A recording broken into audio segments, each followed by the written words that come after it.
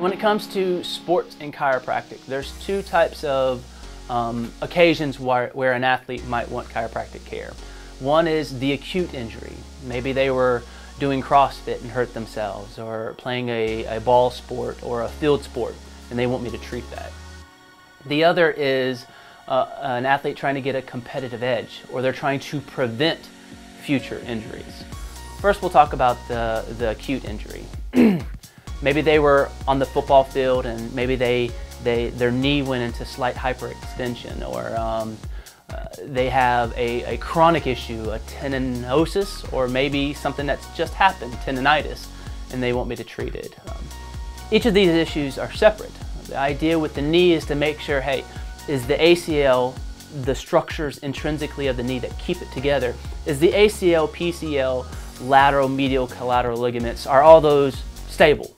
If they're stable, then I can move on to other things to find out what's going on with it. And if it's an inflammation issue, maybe we can approach it that way or co-manage it with their PCP or an orthopedic. But if it's let's say here recently a patient came in with tendinosis of their Achilles. They've had it for 15 years, so you have to kind of treat the whole fascial link. The hamstring, the calf, making sure the ankle moves, making sure the back is moving, making sure the hips are moving. Everything within that area has to be kind of corrected. Or it's tendinitis, something that just happened yesterday. You have to treat that differently. Ultrasound, ice, light stretching, negative stretches, isometric stretches. You kind of have to make sure you know what you're treating before you kind of get into it. And then you have the athlete trying to get a competitive edge. That athlete wants to know, what can you do to make me better? This is the reason why you have all these major athletes, Tiger Woods, the Green Bay Packers quarterback. All these athletes use chiropractic as a competitive edge. They want to make sure their joints are moving the right way. They want to make sure the muscles are contracting, they're lengthening in the right way. They want to make sure that they have all the competitive approaches to getting better. And chiropractic can definitely do that, especially with golfing and things of that sort. And then you have the patient that just wants to make sure they're not going to get injured. They want me to make sure that the joints are moving like they should, so they're not getting compressed and they're having degenerative processes that's happening in the neck, shoulder specifically with CrossFitters, or they have tennis elbow, golfer's elbow, or their wrist is hurting because they're putting the weight on there.